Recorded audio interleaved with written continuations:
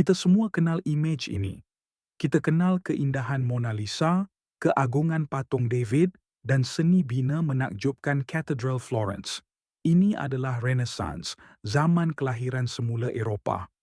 Ia adalah ledakan seni, sains, dan budaya yang mengubah dunia. Namun, pernahkah kita berhenti seketika untuk bertanya, apa sebenarnya yang dilahirkan semula? Apa yang telah hilang sehingga perlu dilahirkan kembali? Ini adalah Eropah pada abad ke-9. Selepas kejatuhan Empayar Rom yang agung, benua ini tenggelam dalam era yang sering disebut sebagai zaman kegelapan. Bandar-bandar yang dahulunya megah kini menjadi bayang-bayang. Jalan raya yang menghubungkan empayar kini runtuh, dan perdagangan hampir mati sepenuhnya. Kehidupan seharian diselubungi ketidakpastian dan kesukaran. Tetapi kehilangan terbesar pada zaman itu bukanlah kekayaan atau kuasa. Ia adalah ilmu pengetahuan. Falsafah agung Aristotle, matematik Euclid, dan astronomi Ptolemy hampir semuanya lenyap dari ingatan kolektif. Teks-teks purba ini reput di biara-biara terpencil, dilupakan, atau dilarang sama sekali. Eropah telah kehilangan cahaya tamadunnya. Ia seolah-olah obor pengetahuan dunia telah terpadam. Namun, obor itu tidak padam sepenuhnya. Ia hanya berpindah tangan dan menyala lebih terang di tempat lain. Jauh dari Eropah yang malap, sebuah tamadun baru sedang bersinar dengan gemilang. Inilah zaman kegemilangan Islam, sebuah empayar ilmu yang terbentang luas. Ia merangkumi dari Spanyol di barat hingga ke sempadan Cina di timur. Di pusatnya berdiri Baghdad, sebuah kota yang pada ketika itu merupakan bandar terbesar dan paling maju di dunia. Disinilah khalifah seperti Harun al-Rashid dan Al-Ma'mun melancarkan gerakan ilmu terbesar dalam sejarah manusia.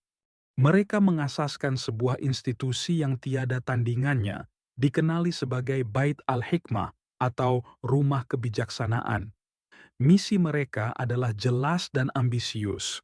Kumpulkan semua ilmu dunia di bawah satu bumbung. Teks-teks Yunani, Parsi, dan India yang telah hilang di Eropa dicari dengan gigih. Manuskrip-manuskrip ini dibeli dengan harga emas dan diterjemah secara besar-besaran ke dalam bahasa Arab.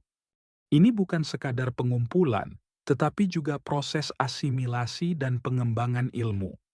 Para sarjana dari pelbagai latar belakang agama dan etnik bekerja bersama. Mereka bukan sahaja menterjemah, tetapi juga mengkaji, mengkritik, dan menambah baik ilmu yang sedia ada. Perpustakaan-perpustakaan besar didirikan di seluruh empayar. Di Cordoba, Spanyol, perpustakaan agungnya menempatkan lebih 400.000 manuskrip. Ini adalah jumlah yang luar biasa berbanding perpustakaan terbesar di Eropah Kristen ketika itu yang mungkin hanya mempunyai beberapa ratus naskah. Suasana intelektual di kota-kota Islam sangat bersemangat. Pasar-pasar dipenuhi dengan perbincangan ilmiah dan masjid-masjid menjadi pusat pengajian. Semangat inkuiri dan inovasi meresap ke dalam setiap aspek kehidupan. Ilmu pengetahuan dianggap sebagai harta yang paling berharga. Namun, adalah satu kesilapan besar dalam sejarah untuk menganggap para sarjana Muslim ini hanya sebagai penterjemah. Mereka bukan sekadar penyimpan pasif ilmu purba. Mereka adalah inovator sejati. Mereka mengambil ilmu yang diwarisi, mengkritiknya dengan teliti, mencabarnya dengan eksperimen, dan membina sesuatu yang baru di atasnya. Mereka tidak takut untuk mempersoalkan dogma lama. Ini Muhammad ibnu Musa al-Khwarizmi, seorang jenius dari Khwarazm. Beliau mengambil sistem nombor dari India yang kita kenali sebagai angka Arab, now, 1, 2, 3, dan memperkenalkannya ke seluruh dunia. Lebih penting lagi, beliau mencipta satu sistem sistematik untuk menyelesaikan persamaan matematik. Beliau memanggilnya Al-Jabr, yang hari ini kita kenali sebagai Algebra. Algebra menjadi asas kepada semua kejuruteraan modern keuangan, dan sains komputer. Tanpa sumbangan beliau, kemajuan teknologi hari ini mungkin tidak akan tercapai. Kemudian, ada Ibn Sina atau Avicenna di barat. Beliau menulis Al-Qanun fi al-Tib atau Kanon Perubatan. Karya ini bukan sekadar salinan ilmu perubatan Yunani. Ia adalah ensiklopedia perubatan baru yang menggabungkan ujian klinikal, pemerhatian asli, dan prinsip-prinsip kuarantin. Buku ini menjadi teks perubatan standard di universiti-universiti Eropah selama lebih 600 tahun. Kanon perubatan memperkenalkan konsep diagnosis penyakit melalui simptom serta kaedah rawatan yang sistematik. Ia adalah mercu tanda dalam sejarah perubatan. Dan ini Ibn al-Haytham atau Al-Hazen. Selama 1000 tahun dunia percaya bahawa kita melihat kerana mata menembak cahaya. Ibn al-Haytham membuktikan teori itu salah melalui eksperimen. Beliau membuktikan bahawa cahaya masuk ke mata, bukan sebaliknya. Beliau mencipta kamera obscura, kamera lubang jarum pertama, dan meletakkan asas bagi kaedah saintifik moden. Kaedah saintifik beliau menekankan hipotesis, eksperimen, dan bukti empirikal. Sumbangan beliau dalam optik adalah revolusioner, mengubah pemahaman kita tentang penglihatan dan cahaya. Matematik, perubatan, optik, kimia, astronomi, dan banyak lagi bidang lain, semuanya diinovasi dan dibawa ke tahap yang baru. Para sarjana Muslim ini bukan sahaja memelihara ilmu, tetapi juga memperkayakannya. Jadi, bagaimana semua ilmu yang luar biasa ini kembali ke Eropah yang gelap? Ia berlaku melalui dua jambatan utama yang menghubungkan Timur dan Barat. Jambatan pertama dan terpenting adalah Al-Andalus atau Spanyol Muslim.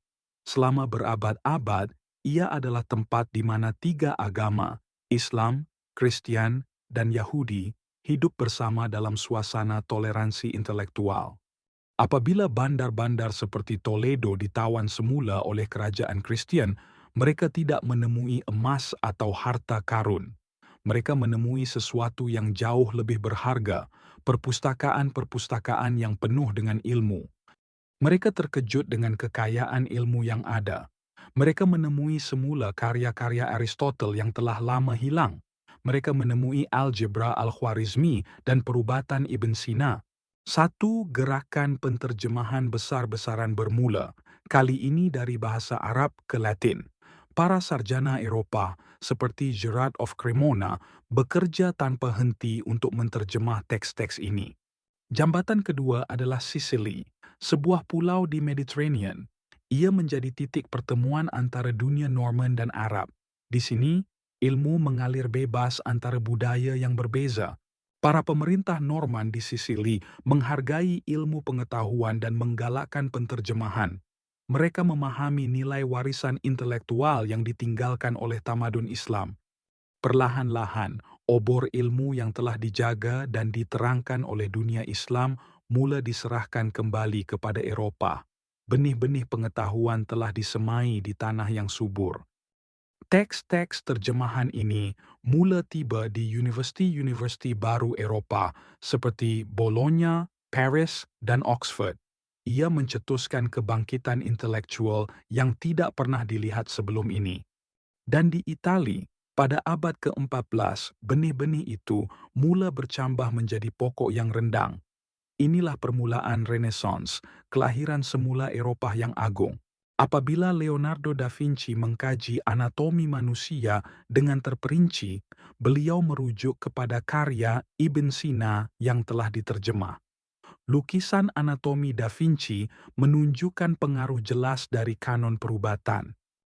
Apabila Nicolaus Copernicus mencabar model alam semesta geosentrik, beliau menggunakan data pemerhatian dan model matematik canggih.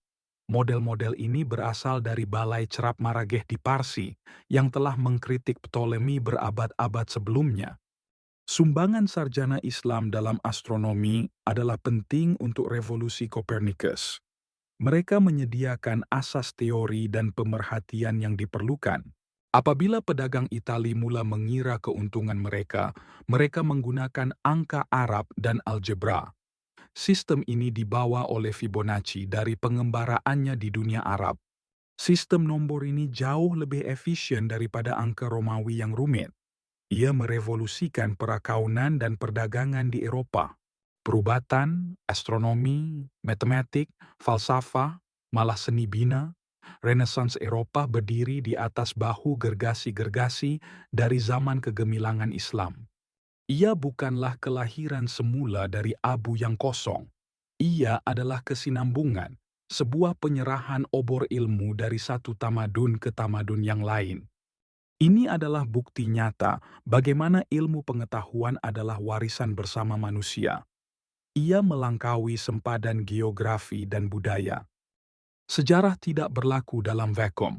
Zaman kegelapan Eropa adalah gelap kerana cahayanya bersinar terang di tempat lain. Dan Renaissance Eropa adalah bukti terhebat bagaimana pemindahan ilmu antara tamadun boleh mengubah nasib manusia. Ia menunjukkan kekuatan kolaborasi intelektual. Ilmu adalah milik semua. Ia bergerak, ia berkembang, dan ia tidak mengenal sempadan. Ia adalah jambatan yang menghubungkan masa lalu, kini, dan masa depan. Memahami sejarah ini adalah penting untuk menghargai sumbangan setiap tamadun. Ia mengajar kita tentang saling kebergantungan dan kekayaan kepelbagaian. Semoga kisah ini memberi inspirasi kepada kita semua untuk terus mencari ilmu. Mari kita terus menyalakan obor pengetahuan untuk generasi akan datang.